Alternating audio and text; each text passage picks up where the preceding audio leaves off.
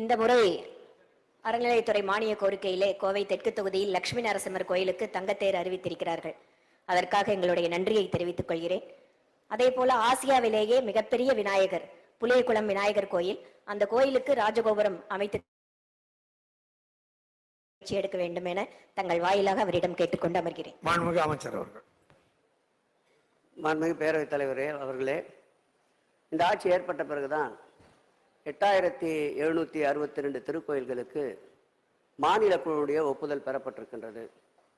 உறுப்பினருடைய தொகுதியில்தான் மற்ற கோவிலில் இருக்கின்ற சட்டமன்ற தொகுதிகளை ஒப்பிடுகையில் 42 கோடி ரூபாய் அளவிற்கு திருப்பணிகள் மேற்கொள்ளப்பட்டு வருகின்றன.